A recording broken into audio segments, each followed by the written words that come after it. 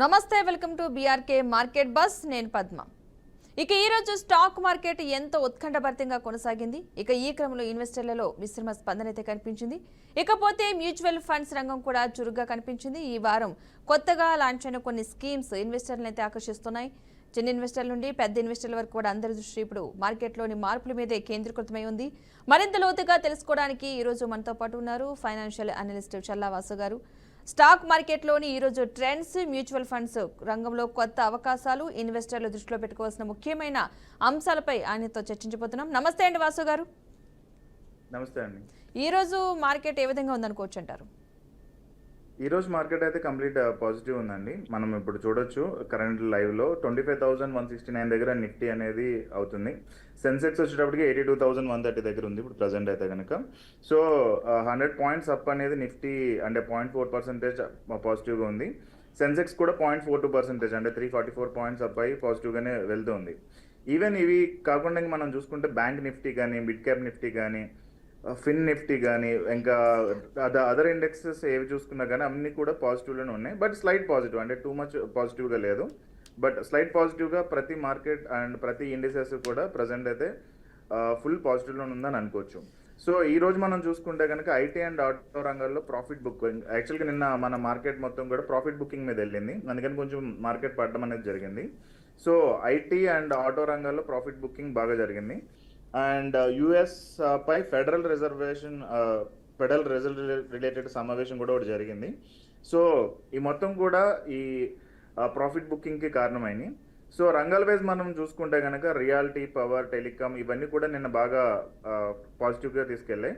ఈరోజు కూడా మనం చూసుకుంటే ఐటీ కానీ, ఆటో కానీ, ఫార్మా ఇవన్నీ కూడా కొంచెం నిన్న నెగిటివ్లో ఉన్నాయి. ఇవన్నీ కూడా ఈరోజు అయితే కొంచెం మిక్స్డ్గా వెళ్తూ పాజిటివ్కి మూవ్మెంట్ అనేది జరుగుతూ ఉంది. So mid and small cap కూడా ఇప్పుడు ప్రజెంట్ చూసుకుంటే కనుక కంప్లీట్ పాజిటివ్లోనే ఉంది మార్కెట్ మొత్తం. అండ్ సో టోటల్ ఓవరాల్ మనం మార్కెట్ చూసుకుంటే కనుక పాజిటివ్ మార్కెట్ మూవ్మెంట్ అనేది జరుగుతుందని అనుకోవచ్చు. సెన్సెక్స్, నిఫ్టీ ప్రారంభ స్థాయి నుంచి ఇప్పటి వరకు ఏ విధంగా ఉన్నాయి? సో సెన్సెక్స్ ఇవన్నీ కూడా లైక్ డైలీ మార్నింగ్ నుంచి కూడా మనం చూసుకుంటే పాజిటివ్లోనే మూవ్మెంట్ అనేది స్టార్ట్ అవుతూ ఉంది. అఫ్కోర్స్ కొంత డ్రాగ్ అవుతున్నా కానీ మొత్తం ఈ రోజు అయితే కనుక స్టార్టింగ్ నుంచి కూడా పాజిటివ్ మొమెంటం ఉంది. ఎందుకంటే యూఎస్లో ట్రంప్ రిలేటెడ్ మొన్నటి వరకు ఏంటంటే ఆంక్షలు విధించడం, లేదంటే ఆ రిలేటెడ్ వార్నింగ్స్ ఇవ్వడం అనేది ఎక్కువగా జరిగింది. బట్ ఇప్పుడు అటు సైడ్ నుంచి కూడా పాజిటివ్గా న్యూసెస్ రావడం అనేది దీనికి కారణం అని అనుకోవచ్చు. అండ్ ఆల్రెడీ మనది జిఎస్టీ ఇంప్లిమెంటేషన్ అనేది స్టార్ట్ అవుతూ ఉంది కాబట్టి, అండ్ నియర్ బై మనం డేట్ ఉన్నాం కాబట్టి అది కూడా మనకి పాజిటివ్ మూమెంట్ అనేది బాగా రావడానికి బాగా హెల్ప్ అవుతుంది. అండ్ కొన్ని రంగాలు అయితే బాగా అవుట్ పర్ఫామ్ చేయొచ్చు. డిఫెన్స్ కానీ, రియాలిటీ కానీ, టెలికామ్ కానీ, ఎన్బిఎఫ్సి, బ్యాంక్స్ ఇవన్నీ కూడా డొమెస్టిక్ డిమాండ్ ఉన్నవి. అండ్ పాలసీ టైల్విన్స్ అనేవి బాగా దీనికి హెల్ప్ అవుతూ ఉన్నాయి. సో ఇవన్నీ కూడా మనం పాజిటివిటీ అనేది బాగా ఎక్స్పెక్ట్ చేయొచ్చు. Defence, reality, telecom and banking ఇవన్నీ కూడా. And IT and auto sectors మాత్రం కొంచెం మనం చూసుకుని చేయాల్సి ఉంటుంది. ఎందుకంటే ఇవి ఎదర్ ఇంటర్నేషనల్ రిలేటెడ్ కానీ, ఈవెన్ డొమెస్టిక్గా కానీ కొంత దీని మీద ఇంపాక్ట్ అయితే పడింది. సో వీటి మూలంగా, ప్రెషర్ మూలంగా ఈ స్టాక్స్ అయితే కనుక నెగిటివ్గా ట్రేడ్ అయ్యే ఛాన్సెస్ అయితే ఉన్నాయి. సో ఈ ఫెడ్ రేట్ ముందు మనం చూసుకుంటే కనుక మార్కెట్ అనేది మోడరేట్గా, కాషన్గా ఉండే ఛాన్సెస్ అయితే ఉన్నాయి. అండ్ ఈ బ్యాంకింగ్ అండ్ డిఫెన్సిబుల్ స్టాక్స్లో అయితే కనుక defence stocks, banking, reality, telecom వీటిలో అయితే ఫుల్ మొమెంటం వచ్చే స్కోప్ అయితే ఎక్కువ ఉందండి. ఓకే, ఎవరైనా సరే లైవ్లో మాట్లాడాలి అనుకుంటే కనుక వాసు గారితో స్క్రీన్ మీద ఒక నెంబర్ అయితే కనిపిస్తుంది. ఆ నెంబర్కి కాల్ చేసి లైవ్లో మాట్లాడచ్చు. లేదా పర్సనల్గా మాట్లాడాలనుకుంటే కనుక వాసు గారి యొక్క పర్సనల్ నెంబర్ కూడా స్క్రీన్ మీద కనిపిస్తుంది. ఆ నెంబర్కి కాల్ చేసి ఈ కార్యక్రమం తర్వాత మాట్లాడవచ్చు. ఓకే వాసు గారు, గ్లోబల్ మార్కెట్ ప్రభావం మన భారత మార్కెట్పై ఎంతవరకు ఉందనుకోవచ్చు? గ్లోబల్ మార్కెట్ అంటే ఇది వరకు బాగా ఎక్కువ ఉండేది comparative in recent times. Last 3-4 months market మనం చూసుకుంటే కనుక గ్లోబల్ మార్కెట్స్ ఇంపాక్ట్ అనేది ఉంటుంది. బట్ ఇది వరకు అంత ఉండట్లేదు. ఎందుకంటే డొమెస్టిక్ ఇన్ఫ్లో అనేది మన మార్కెట్స్లో ఎక్కువ జరుగుతుంది. అండ్ ఎస్ఐపిస్ నుంచి కానీ, మ్యూచువల్ ఫండ్స్ నుంచి కానీ ఈక్విటీలోకి ఇన్ఫ్లో అనేది చాలా బాగా ఉంది కాబట్టి, సో డొమెస్టిక్గా మనకి చాలా సపోర్ట్ ఉంది. సో యుఎస్ మనం చూసుకుంటే ఇప్పుడు ప్రజెంట్ నిన్నటిది ఈ రోజుది మార్కెట్ చూసుకుంటే యుఎస్ కూడా పాజిటివ్గానే వెళ్తుంది మార్కెట్ అనేది. సో ఎస్ఎన్పి అనేది 0.47% పాజిటివ్గా వెళ్ళింది. అండ్ నాస్డాక్ 100 అయితే కనుక అప్రాక్సిమేట్ 0.84% పాజిటివ్గా వెళ్ళింది. సో ఇది పాజిటివ్ మొమెంటం అని అనుకోవచ్చు టోటల్గా. అండ్ యూరోప్ ట్రేడ్స్ ఇవన్నీ కూడా మనం చూసుకుంటే కనుక అది ఆల్మోస్ట్ ఫ్లాట్గానే రన్ అవుతూ ఉంది. డిఏఎక్స్ కానీ, సిఏసి కానీ, యూరో స్టాక్స్ కానీ ఇవన్నీ కూడా మనకి పెద్ద ఇంపాక్ట్ లేదు. యుఎస్ ఇంపాక్ట్ చూపించినంత యూరోప్ అనేది ఇంపాక్ట్ చూపించదు కూడా. బట్ ఆ మార్కెట్స్ కూడా ఇప్పుడు ప్రజెంట్ అయితే కనుక ఫ్లాట్గా లేదంటే పాజిటివ్గా స్లైట్ నెగిటివ్గా రన్ అవుతాం అనేది జరుగుతూ ఉంది. అండ్ ఇప్పుడు ఏషియా అండ్ పసిఫిక్ మార్కెట్స్ మనం చూసుకుంటే నిక్కీ 225 కానీ, హ్యాంగ్కాంగ్ కానీ, ఇంకా కోస్పీ కానీ ఈ ఇండెక్సెస్ కూడా మనకి ఆల్మోస్ట్ పాజిటివ్గానే రన్ అవుతున్నాయి. బట్ హ్యూజ్ మూమెంటం అనేది లేదు. ఈ మార్కెట్స్ అన్ని కూడా ఇంటర్నేషనల్గా చూసుకుంటే హ్యూజ్ మూమెంటం లేదంటే హ్యూజ్ ప్రాఫిట్స్ బుకింగ్ లేదంటే హ్యూజ్ పాజిటివ్గా వెళ్ళడం అనేది లేదు. కొంత స్లైట్ చేంజెస్ తోటి కొంచెం మూమెంటం అయితే కనిపిస్తుంది పాజిటివ్గా కానీ ఫ్లాట్గా కానీ, బట్ ఎక్కువ అయితే లేదు. సో దాని మూలంగా ఇండియన్ మార్కెట్ అనేది పెద్దగా ఇంపాక్ట్ అనేది ఇప్పుడు ప్రజెంట్ లేదు. బట్ ఈ ట్రంప్ ఏదన్నా మళ్ళీ ట్వీట్లు చేసి కానీ లేదంటే వేరే ఇంటర్నేషనల్ వార్స్ రిలేటెడ్ కానీ ఏమన్నా న్యూసెస్ వస్తే మనకి ఆ రిలేటెడ్ ఇంపాక్ట్ పడే ఛాన్సెస్ అయితే ఉన్నాయి. బట్ యాజ్ ఆఫ్ నౌ అయితే కనుక ఇది పాజిటివ్గానే అనుకోవచ్చు. ఓకే, ఈ క్రూడ్ ఆయిల్ ధరలు మార్కెట్పై ఎలాంటి ప్రభావం చూపిస్తుంది అనుకోవచ్చు అంటారు? క్రూడ్ ఆయిల్ మనకి ఇప్పుడు ప్రజెంట్ చూసుకుంటే wait a minute. So crude oil prices అనేవి ఆల్మోస్ట్ స్టేబుల్గానే ఉన్నాయి స్లైట్ చేంజెస్ తోటి. సో 5590 దగ్గర క్రూడ్ ఆయిల్ అనేది ట్రేడింగ్ జరుగుతుంది యాజ్ ఆఫ్ నౌ.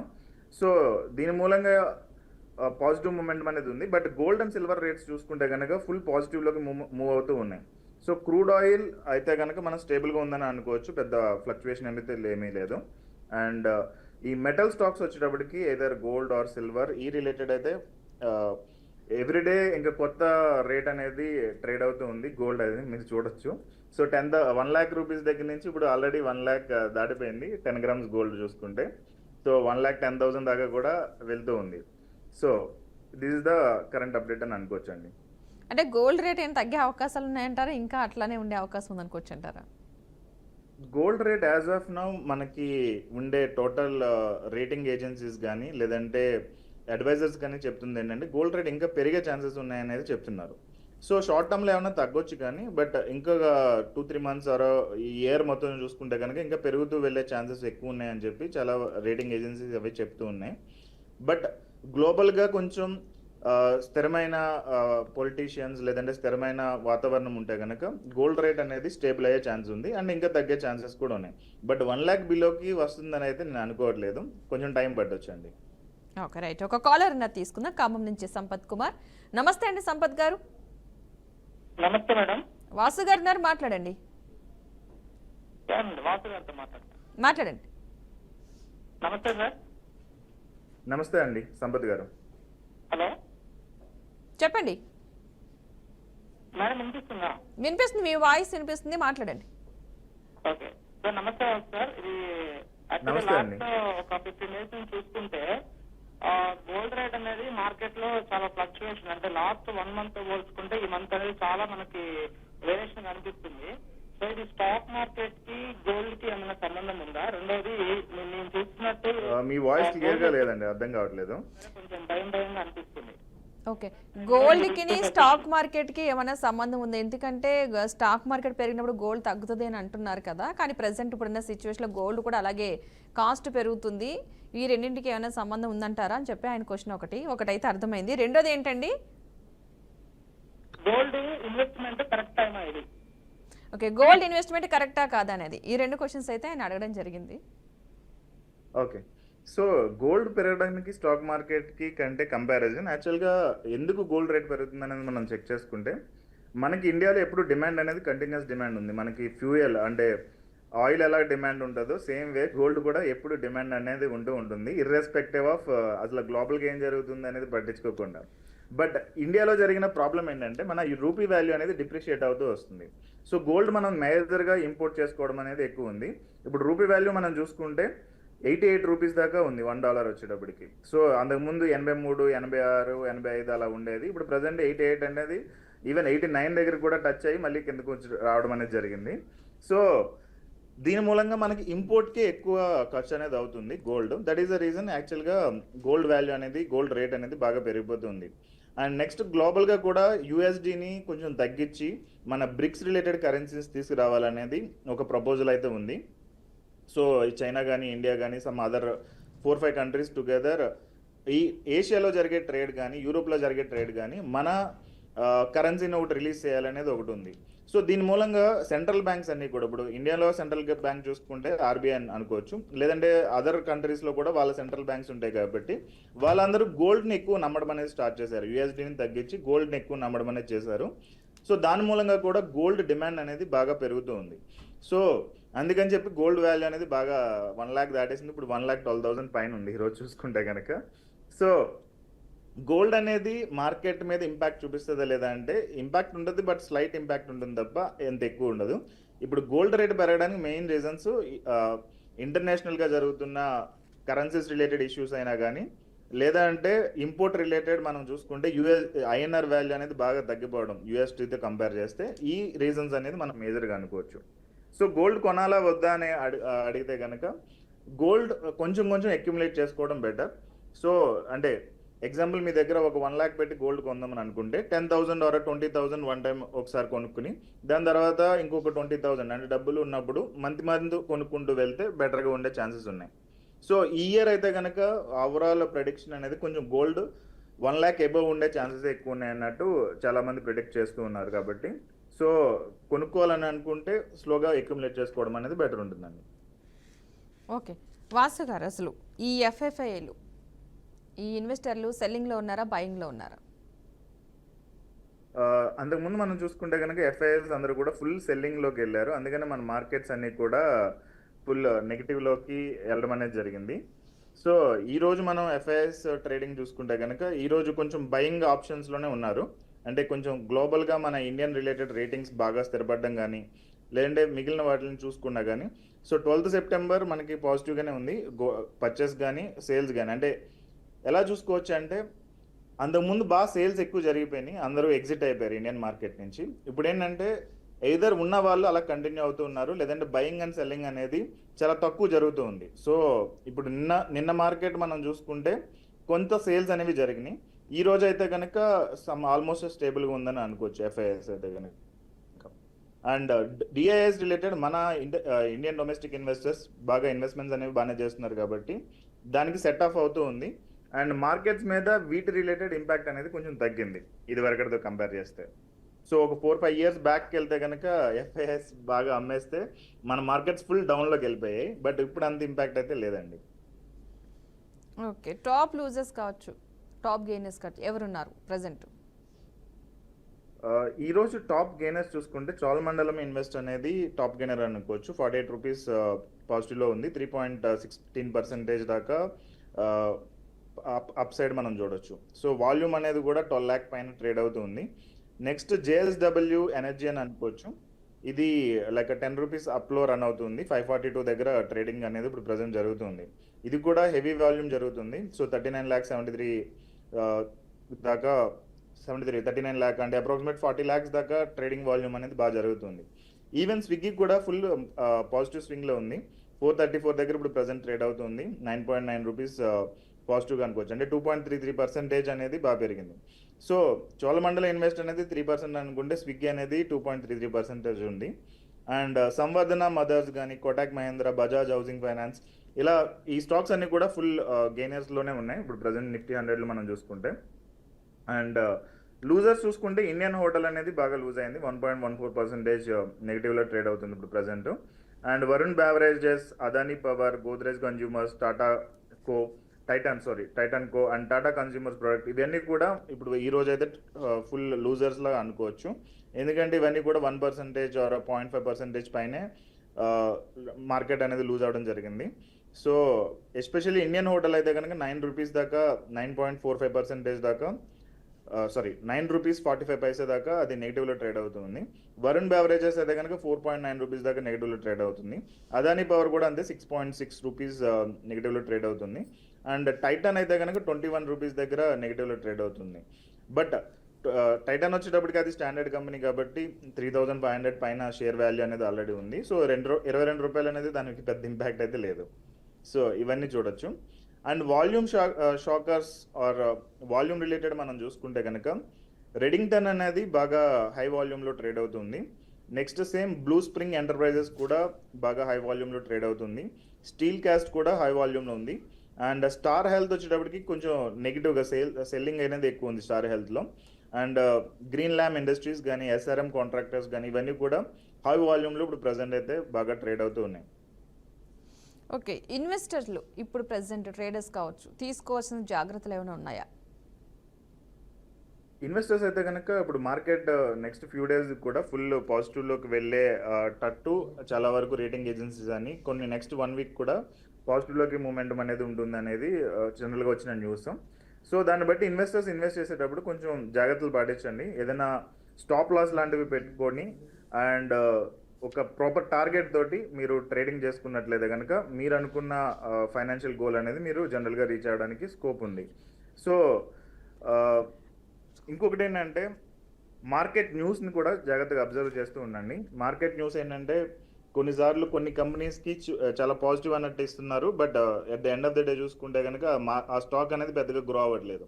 సో ఇంటర్నల్గా కొంత న్యూస్ అనేది రాంగ్ న్యూస్ అనేది స్ప్రెడ్ చేయడం ఇలాంటివన్నీ చేస్తున్నారు. సో ఇలాంటి న్యూసెస్కి మీరు ఇంపాక్ట్ అవ్వకుండా ప్రాపర్గా కొన్ని స్టాక్స్ పెట్టుకోండి. అంటే ఎక్కువ huge volume of stocks like 30, 40, 50 stocks కాకుండా ఒక 10 స్టాక్స్ ప్రాపర్గా పెట్టుకుని దాని నుంచే మీరు ట్రేడింగ్ చేసుకున్నట్లయితే కనుక మీకు ఆ రిలేటెడ్ పాజిటివ్కి వెళ్ళే ఛాన్స్ ఉంది.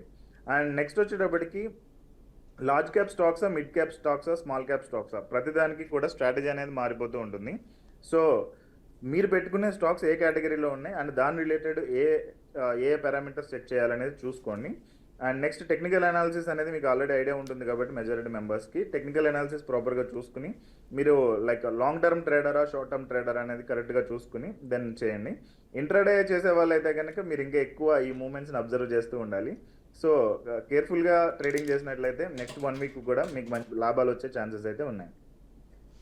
ఓకే, పర్టికులర్గా ఈరోజు మ్యూచువల్ ఫండ్స్ పరిస్థితి ఏంటి? ఈక్విటీ మ్యూచువల్ ఫండ్స్ ఏ విధంగా ఉంది పనితీరు? మ్యూచువల్ ఫండ్స్ ఈక్విటీ అయితే బాగానే ఉందండి. ఇప్పుడు మార్కెట్ మనం చూసుకుంటే పాజిటివ్లోనే వెళ్తుంది కాబట్టి లాస్ట్ 3-4 డేస్ నుంచి కూడా mutual funds are giving very good returns. And especially sector wise మనం మాట్లాడుకోవచ్చు. ఐటీ సెక్టర్ కానీ, రియాలిటీ కానీ, డిఫెన్స్ సెక్టర్, మీరు వేటిలో ఇన్వెస్ట్ చేస్తున్నారు అనే దాని మీద, ఏ సెక్టర్ మీరు చూస్ చేసుకున్నారు అనే దాని మీద అది డిపెండ్ అయి ఉంటుంది. అలా కాకుండా ఇండెక్స్ ఫండ్స్ చూసుకుంటే లార్జ్ క్యాప్ ఇండెక్స్ కానీ, స్మాల్ క్యాప్ కానీ, మిడ్ క్యాప్ కానీ, ఈ సెక్టార్ వచ్చేటప్పటికి ఆల్మోస్ట్ మనకి ఇండెక్స్ని బట్టి పాజిటివ్గానే మూవ్మెంట్ అనేది జరుగుతుంది. కాబట్టి మీరు ఎస్ఐపీస్లో కంటిన్యూ చేసే వాళ్ళు మీరు కంటిన్యూ చేయొచ్చు. లంసమ్స్ అయితే కనుక ఇంకా కొంచెం హోల్డ్ చేస్తే బెటర్. అంటే మీ దగ్గర ఉన్న టోటల్ మనీని ఒకేసారి ఇన్వెస్ట్ చేయొద్దు. లంసమ్ను మీరు పార్షల్గా లైక్ పార్ట్ వైజ్ మీరు ఇన్వెస్ట్ చేసుకుంటూ వెళ్తే మీకు దాని రిలేటెడ్ గుడ్ రిటర్న్స్ వచ్చే ఛాన్సెస్ అయితే ఉన్నాయి. అండ్ ఎస్ఐపి మోడ్లో చేసే వాళ్ళు అయితే కనుక కంటిన్యూ చేయండి. ఎందుకంటే ఎస్ఐపి అనేది more than 5 years or 7 years long టర్మ్లో మీరు ఇన్వెస్ట్ చేసుకుంటూ వెళ్తారు కాబట్టి మీరు చేయొచ్చు. అండ్ స్టాక్ మార్కెట్ అప్ అవుతుంది, స్లో అవుతుంది, లేదంటే డౌన్ అవుతుంది, ఈ రిలేటెడ్ మీరు మ్యూచువల్ ఫండ్స్లో ఇన్వెస్ట్ చేసే వాళ్ళు పెద్దగా అబ్జర్వ్ చేయకపోవడమే మంచిది. ఎందుకంటే మార్కెట్ అనేది అప్ అవుతుంది, డౌన్ అవుతుంది, బట్ ఎట్ ద ఎండ్ మనం చూసుకుంటే last 10 years, 20 years, 30 years data market ఫైనల్గా అప్వార్డ్సే మూవ్మెంట్ అనేది ఉంటుంది. సో షార్ట్ టర్మ్లో అప్ అండ్ డౌన్స్ ఉన్నా కానీ లాంగ్ టర్మ్లో ఇది ఫైనల్గా అప్వర్డ్సే మూవ్ అవుతుంది. కాబట్టి మీరు దాని రిలేటెడ్ ప్రాపర్గా రైట్ ఫండ్స్ చూస్ చేసుకుని ఇన్వెస్ట్ చేసినట్లయితే మనం మార్కెట్ బెంచ్ మార్క్ని క్రాస్ చేయొచ్చు.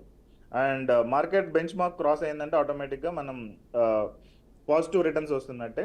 సో యూజువల్గా కొన్ని స్టాక్స్ అయితే 10%, 20%, 10 to 15% ఒక కైండ్ ఆఫ్ సెక్టర్ అనేది రన్ అవుతుంది. 15 to 24% దాకా కొన్ని సెక్టర్స్ రన్ అవుతున్నాయి. సో కానీ ఏంటంటే దానికి రైట్ టైం అయితే ఇచ్చి మ్యూచువల్ ఫండ్స్ ప్రాపర్గా ఫండ్ సెలెక్షన్ చేసుకుని మేనేజ్ చేసినట్లయితే మీకు గుడ్ రిటర్న్స్ వచ్చే ఛాన్సెస్ అయితే ఉన్నాయండి. ఓకే, చిన్న ఇన్వెస్టర్లు ఎస్ఐపిలో ప్రజెంట్ పెట్టుబడులు పెంచుతున్నారంటారా? ఎస్ఐపీస్లో అయితే కంటిన్యూస్గా ఇన్వెస్ట్మెంట్స్ ఫ్లో అనేది బాగా పెరుగుతూ ఉందండి. సో చిన్న ఇన్వెస్టర్స్ సపోర్ట్ మూలంగానే యాక్చువల్గా డిఐఎస్ ఇన్ఫ్లోస్ అనేది బాగా ఎక్కువైనాయి. సో ఇదివరకు ఏంటంటే పెద్ద నాలెడ్జ్ అనేది ఉండేది కాదు. అండ్ మ్యూచువల్ ఫండ్స్ అంటే టూ మచ్ రిస్కీ అని చెప్పి ఆ రిలేటెడ్ ఇన్వెస్ట్మెంట్స్కి దూరంగా ఉండేవాళ్ళు ఈక్విటీ మార్కెట్స్. బట్ ఈ రోజుల్లో మనం చూసుకుంటే కనుక ఈవెన్ హైదరాబాద్ మార్కెట్ యాక్చువల్గా మ్యూచువల్ ఫండ్స్ మనం ముంబై అనేది టాప్లో ఉంది. ముంబై తర్వాత కొన్ని నార్త్ రిలేటెడ్ కొన్ని సిటీస్ ఉన్నాయి, లైక్ ఢిల్లీ కానీ లేదంటే అదర్ కొన్ని సిటీస్ ఉన్నాయి. దాని తర్వాత హైదరాబాద్ అనేది మంచి బాగా జరుగుతూ ఉంది ట్రేడింగ్ అనేది. ఈవెన్ రీసెంట్ రిపోర్ట్స్లో చూసుకుంటే కనుక హైదరాబాద్ నుంచి ఇన్వెస్ట్మెంట్స్ లేదంటే ఆంధ్ర తెలంగాణ రీజియన్స్ నుంచి ఎస్ఐపి ఇన్ఫ్లోస్ అనేవి చాలా బాగా పెరిగినట్టు అండ్ ఐ థింక్ 0.9% దాకా గ్రోత్ ఉన్నట్టు చాలా రీసెంట్ రిపోర్ట్ ఒకటి వచ్చింది. సో దాన్ని బట్టి మనం చూసుకుంటే కనుక చిన్న ఇన్వెస్టర్స్ మార్కెట్స్ని బిలీవ్ చేయడం, ఈక్విటీ మార్కెట్స్లో ఇన్వెస్ట్ చేయడం అనేది స్టార్ట్ చేశారు. అండ్ ఆ రిలేటెడ్ సపోర్ట్ ఉండడం మూలంగానే మార్కెట్ అనేది ఫుల్గా పాజిటివ్లోకి వెళ్తూ ఉంది. అండ్ తగినన్ని డిఐఎస్ ఇన్ఫ్లోస్ అనేది బాగా జరుగుతుంది. సో మనం అక్కడ ఒక వేవ్ గురించి మనం అబ్జర్వ్ చేస్తే కనుక కరోనా తర్వాత చాలామంది ట్రేడింగ్లోకి వెళ్ళడం మొదలుపెట్టారు. అండ్ చాలామంది మనీ లూజ్ అవడం జరిగింది ట్రేడింగ్. సో ఈవెన్ మన ఫైనాన్షియల్ ఇన్ఫ్లుయెన్సర్స్ చాలామంది ట్రేడింగ్లో ఫుల్ డబ్బులు వస్తాయని చెప్పి ఏదైనా ఇన్స్టాగ్రామ్ కానీ యూట్యూబర్స్ కానీ ట్రేడింగ్లో బాగా డబ్బులు వస్తాయని చెప్పి బాగా వీడియోలు అనేది ఎక్కువ చేయడం, దాని మీద అట్రాక్ట్ అయ్యి చాలామంది చిన్న ఇన్వెస్టర్స్ ట్రేడింగ్లోకి వెళ్ళడం, అందులో 1 lakh, 5 lakh, 10 lakh ఇలా డబ్బులు లూజ్ అవడం అనేది జరిగింది. అండ్ ఫైనల్గా అర్థమైంది ఏంటంటే ట్రేడింగ్లో ఆ టైం పెట్టి ఆ రిలేటెడ్ స్కిల్ నేర్చుకుని దాని తర్వాత ఇన్వెస్ట్ చేస్తేనే దానిలో డబ్బులు వచ్చే ఛాన్సెస్ ఉన్నాయనేది చాలామందికి అర్థమైంది. సో ఆ టైం లేని వాళ్ళు లేదంటే ఆ స్కిల్ రిలేటెడ్ నేను ఇంక నేర్చుకోలేను లేదంటే దీని మీద నాకు ఇంకా పాజిటివ్గా వెళ్ళట్లేదు అని అనుకున్న వాళ్ళందరూ కూడా మ్యూచువల్ ఫండ్స్లో ఇన్వెస్ట్మెంట్స్ అనేది స్టార్ట్ చేశారు. ఇది ఈ 5 yearsలో బాగా రియలైజేషన్ వచ్చింది పీపుల్కి. సో ఈ మ్యూచువల్ ఫండ్స్లో ఎస్ఐబీస్లో డిసిప్లిన్కి ఇప్పుడు ప్రజెంట్ అయితే చాలామంది ఇన్వెస్ట్మెంట్స్ అనేది స్టార్ట్ చేశారు కాబట్టి లైక్ ఇది పాజిటివ్ మూమెంటం అని అనుకోవచ్చు.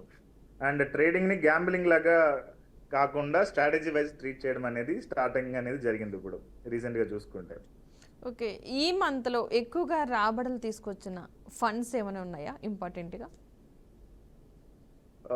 ఈ మంత్లో అంటే like depends on sector to sector అని. సో స్టాక్స్ రిలేటెడ్ మనం మాట్లాడుకుంటే కనుక హెచ్డిఎఫ్సి బ్యాంక్ కానీ, ఐసిఐసిఐ కానీ, టీసీఎస్ కానీ ఇవన్నీ కూడా మనకి బలంగా బై ఆప్షన్స్ ఉండే related stocks. And large cap stocks ఇవన్నీ కూడా చూడొచ్చు మనం మ్యూచువల్ ఫండ్స్లో కానీ లేదంటే ఈవెన్ నార్మల్ ఇండివిజువల్ స్టాక్స్లో కానీ లార్జ్ క్యాప్ అనేది బాగానే వర్కౌట్ అవుతుంది. అండ్ డిఫెన్స్ సెక్టర్ అనేది నెగిటివ్లోకి వెళ్తూ ఉంది ఈ మధ్యకాలంలో. సో డిఫెన్స్ సెక్టర్ ఏదైనా స్టాక్స్లో కానీ మ్యూచువల్ ఫండ్స్లో కానీ ఇన్వెస్ట్ చేసిన వాళ్ళకి అది పెద్ద పాజిటివ్ మూమెంట్ అయితే లేదు. అండ్ ఐటీ సెక్టర్లో రీసెంట్గా ఇన్వెస్ట్మెంట్ స్టార్ట్ చేసిన వాళ్ళు అయితే కనుక నెగిటివ్ ట్రెండ్ అనేది ప్రజెంట్ చూస్తున్నారు. ఎందుకంటే ఐటీ సెక్టర్ కంప్లీట్ డౌన్లో ఉంది. So IT and defence sector mutual funds అయినా లేదంటే స్టాక్స్ రిలేటెడ్ ఇండివిజువల్గా చూసుకున్నా కానీ కొంచెం నెగిటివ్లో ఉందని అనుకోవచ్చు. బట్ ఎవరైతే ఫ్లెక్సీ క్యాప్లో చూస్ చేసుకున్నారో ఇన్వెస్ట్మెంట్స్ అంటే మల్టిపుల్ సెక్టార్స్లో ఇన్వెస్ట్ చేసే లైక్ మల్టిపుల్ క్యాప్స్ అనుకోవచ్చు, mid cap, small cap and large cap వీటన్నిటిలో ఇన్వెస్ట్ చేసే ఫ్లెక్సీ క్యాప్లో ఎవరెవరైతే మ్యూచువల్ ఫండ్స్లో ఇన్వెస్ట్ చేస్తారో వాళ్ళందరూ కూడా పాజిటివ్ మూమెంటం అనేది చూస్తూ ఉన్నారు. Even mid cap and small cap కూడా లైక్ యావరేజ్ పర్ఫార్మెన్స్ అని అనుకోవచ్చు compared to previous years. But these also ఇప్పుడు ప్రజెంట్ అయితే బాగానే పర్ఫామ్ చేస్తూ ఉన్నాయి. సో స్లోగా మూమెంటం అనేది వస్తుంది పాజిటివ్కి. అప్వర్డ్స్ అనేవి ట్రేడింగ్ అనేది జరగడం అండ్ ప్రాఫిట్స్ బుకింగ్ అనేది బాగానే జరుగుతూ ఉంది వీటిలో. కానీ సెక్టర్ వైజ్ ఎవరైతే వెళ్ళారో వాళ్ళకి మాత్రమే కొంచెం జాగ్రత్తగా చూసుకుని చేయాల్సి వస్తుంది. ఓకే, కాలర్ తీసుకుని మనం కంటిన్యూ చేద్దాం. ఖమ్మం నుంచి కోటేశ్వర గారు నమస్తే అండి. హలో హలో నమస్తే అండి, వాసు గారు ఉన్నారు, మాట్లాడండి. నమస్తే చెప్పండి. నమస్తే అండి. నమస్తే సార్. నమస్తే. అశోక్ లేలాండ్ షేర్ కొనవచ్చా సార్ ఇప్పుడు? అశోక్ లేలాండ్. ఓకే, హలో నేను ఒక్క నిమిషం నేను చేస్తున్నాను. అశోక్ లేలాండ్ లిమిటెడ్ అదే కదా మీరు చెప్పేది? అవును సార్. అశోక్ లేలాండ్ కొనొచ్చండి. ఈరోజు ప్రజెంట్ మనం చూసుకుంటే కనుక పిఈ 24.7 ఉంది. కరెంట్ ప్రైస్ అయితే 134 దాకా ఉంది. అండ్ మార్కెట్ అయితే ఈరోజు బాగానే ఉందండి దీని రిలేటెడ్. అశోక్ లేలాండ్ మనం కొనవచ్చు. సో 50 DMA అండ్ 200 DMA మనం చూసుకుంటే కనుక పాజిటివ్ మూమెంటంలోనే ఉంది. కొనే ఛాన్సెస్ ఉన్నాయి. ఇంకా 130 నుంచి 135 దాకా వెళ్ళే ఛాన్సెస్ అయితే ఉన్నాయి ఇప్పుడు ప్రజెంట్ అయితే కనుక market. So strict stop loss పెట్టుకుని మీరు బై చేయొచ్చు అండి. Okay sir, thank you. Okay, right అండి, థ్యాంక్ యూ అండి వాసు గారు మంచి ఇన్ఫర్మేషన్ ఇచ్చినందుకు.